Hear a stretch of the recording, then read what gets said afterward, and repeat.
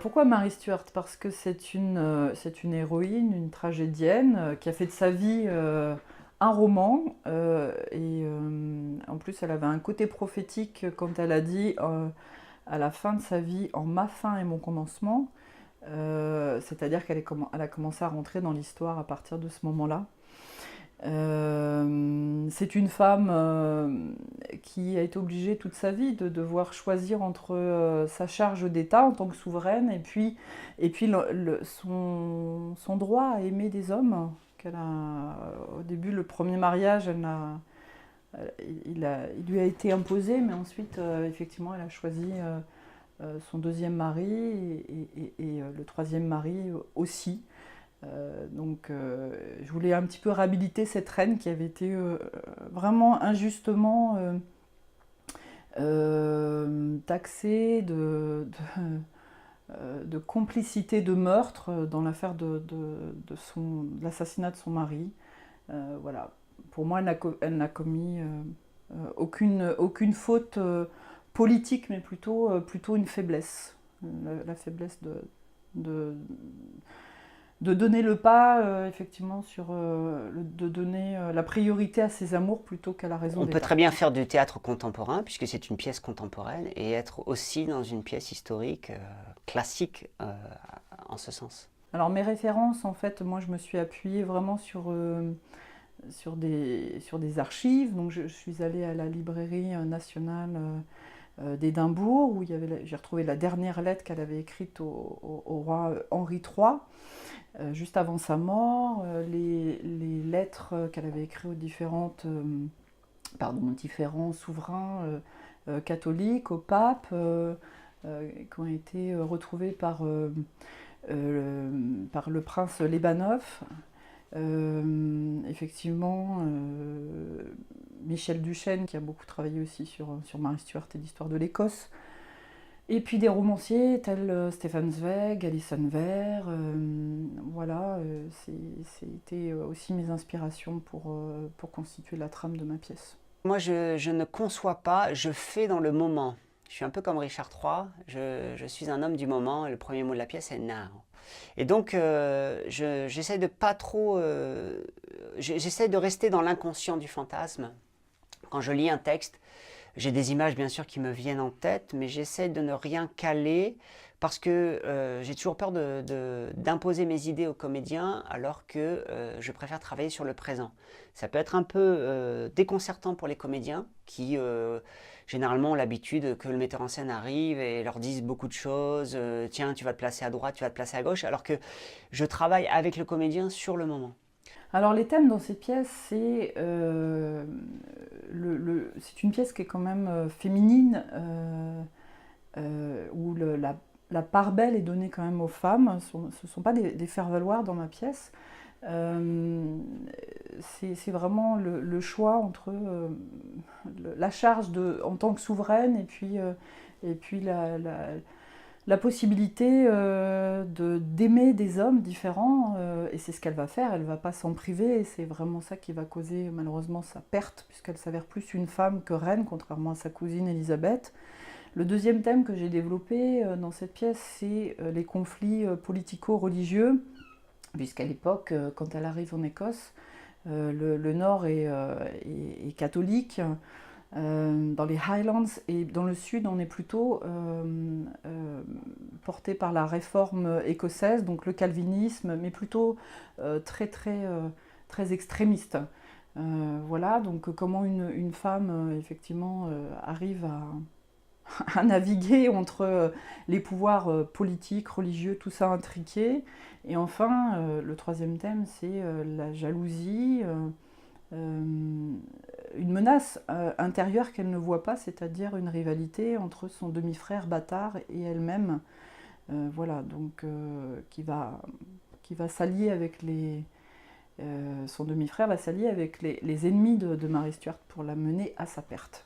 L'auteur qui m'apporte une pièce sur l'Écosse et l'Angleterre, sur la bataille pour le pouvoir, ces histoires de royaume, l'hégémonie du Nil contre l'hégémonie d'un seul royaume ou du Nil divisé en plusieurs royaumes. Voilà, ça j'ai une formation d'historien aussi dans ma formation de langue en fait, donc, puisque c'est une formation de civilisationniste. Alors ce qui était intéressant effectivement, c'est comme elle a été éduquée à la cour de France, sa mère l'a envoyée en France quand elle avait 6 ans, donc elle a été élevée donc, avec le roi Henri II. Lui-même avait comme favorite donc, la célèbre Diane de Poitiers, Catherine de Médicis, sa femme, et tous les poètes qui l'ont pris comme muse, dont Joachim du Bellay, Pierre de Ronsard. D'ailleurs, Rose d'Écosse, j'ai choisi ce nom parce que le poème Mignonne, allons voir si la rose ce matin avait éclose. Voilà, c'est vraiment ce faste. Cette douceur de vivre effectivement, que Marie Stuart a connue. Et quand elle arrive en Écosse, à l'âge de 19 ans, il y a quand même un contraste avec un pays austère, froid. On l'accueille avec des cornemuses, des feux de joie, et elle ne s'y retrouve pas. Et c'est pour ça qu'elle fait rentrer aussi sa cour avec elle, sa cour française. D'ailleurs, il est resté The Little France en Écosse, à Édimbourg, et ça remonte à cette période-là. C'est une femme passionnée, avant d'être une reine, c'est quasiment une reine par contumace, on va dire, mais c'est plutôt par procuration. C'est une reine enfant, mais donc qui s'est développée femme, puisque c'est une reine qui n'a pas régné avant d'arriver vraiment sur son territoire, puisque très tôt elle a été mise à l'écart pour être protégée surtout, et donc on l'emmène à la cour de France. Donc l'auteur avait raison de souligner tout d'un coup, plutôt que de fantasmer sur uniquement la notion de pouvoir, il fallait que quelqu'un fantasme aussi sur la notion de féminité, et quasiment de féminisme des fois. Pourquoi un monarque n'aurait pas la possibilité de désirer? Pourquoi un monarque n'aurait pas la possibilité d'aimer et de choisir celui ou celle qu'il va aimer? On n'est pas forcément dans une ère moderne, mais on est quand même dans l'avènement du Nil qui est gouverné par 2 femmes, c'est-à-dire Élisabeth d'Angleterre et Marie Stuart d'Écosse. Donc on a quand même quelque chose de très moderne du point de vue historique, c'est que tout d'un coup on bouscule tous les codes établis par les hommes depuis des millénaires, c'est-à-dire que généralement c'est un homme qui va régner. Et là tout d'un coup on a 2 femmes qui dirigent une île, et 2 femmes qui sont cousines, donc proches au niveau sanguin, et en même temps très éloignées puisqu'elles ne se sont jamais rencontrées, mais qui gouvernent et qui se rencontrent par les ambassadeurs, qui se rencontrent par les textes, etc. Donc il faut à la fois faire passer cette idée de femme qui doit accepter le pouvoir. C'est une Marie Stuart contrainte de revenir dans son île une fois qu'elle perd son mari, le roi de France, et très jeune en plus, hein, et puis qui doit accepter de se remarier, ce qui n'est pas facile non plus. Parlez, mon frère, je vous en supplie. Je suis parvenu à m'entretenir avec les lords rebelles à votre sujet. Quoi? Avec ces traîtres qui ont terriblement fait souffrir votre sœur? Et Darnley était-il présent? Non, les lords n'ont pas souhaité sa présence. Je crois savoir qu'il en a été particulièrement irrité car il est de traître en quantité négligeable. Je peux comprendre. Mais qu'avez-vous eu besoin de parlementer avec ces criminels qui ont osé dissoudre le Parlement en mon absence et assassiner lâchement mon Premier ministre et a mis Ridion sous mes propres yeux? C'est comme si on l'avait inventé finalement, Marie Stuart. L'histoire l'a inventée, mais c'est une femme qui a créé sa propre vie, qui a vraiment décidé de vivre. Et donc, voilà, le problème c'est que un royaume ne peut pas vivre que d'amour et d'eau fraîche. Donc Marie se bagarre tout le temps contre ses sentiments, accepte parfois le joug de la masculinité et de la contrainte du pouvoir, et en même temps, tout d'un coup, c'est comme si elle enlevait sa robe en disant non, non, je veux aimer, tout simplement. The King of Scots, c'est moi, pas vous, Marie. Vous étiez plus disposé à la compagnie de vos poètes qu'à diriger un royaume sur une terre qui vous était totalement étrangère. C'est juste par un coup du sort que vous êtes là légitime, car Jacques V d'Écosse aurait dû épouser ma mère, en vérité. Ne soyez pas ridicule.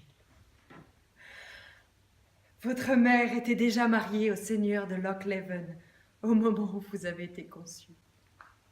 Taisez-vous! Le roi, mon père, aurait cherché une dispense papale pour obtenir le divorce, épouser ma mère et me légitimer ensuite. Et ce démon de pape aurait refusé, scellant le destin de ma pauvre mère pour toujours. Je voue une haine à la religion catholique et ses adeptes. Depuis ce jour, je jure que je rétablirai l'Église réformée en Écosse. Alors, si je devais conseiller, recommander aux spectateurs d'aller voir la pièce, donc je dirais qu'il y a plusieurs points. Premièrement, parce que la pièce, comme disait Sophie Marjac, pour la reprendre, qui a préfacé ma pièce, ça se suit comme un thriller policier où effectivement il y a des intrigues, des complots, des meurtres, de la vengeance. Je laisse la place aussi aux amours de Mary Stuart. Et on le sait vraiment, il y a une scène de révélation, c'est vraiment à la fin, on le sait à la toute fin ce qui s'est passé, qui a intrigué, qui a comploté. Donc la menace n'est pas comme effectivement on s'attendrait à le savoir, comme dans l'histoire où c'est la reine Elisabeth qui effectivement provoque sa perte. C'est le bras armé, Elisabeth Ier est le bras armé, mais de quelqu'un. Et ce quelqu'un, vous le verrez effectivement qui est cette personne à la fin de la pièce.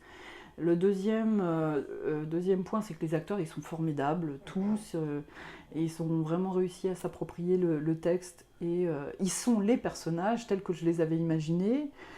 Troisièmement, la musique sert vraiment admirablement mon texte. Donc c'est une musique de Richard Sanderson qui a beaucoup composé avec Vladimir Cosma. Donc je suis vraiment très, très touchée de ce cadeau qu'il m'a fait.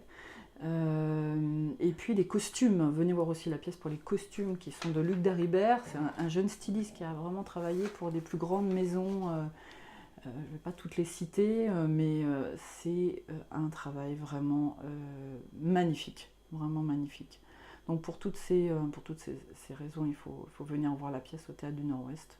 Et la mise en scène par Olivier Bruot, que j'avais rencontré, puisqu'on est des amoureux d'histoire et de Shakespeare, vraiment tous les deux. Je l'avais rencontré effectivement à la fin d'une pièce qui s'appelle Richard III, et il m'avait vraiment, par sa mise en scène, donné envie de travailler avec lui. Voilà.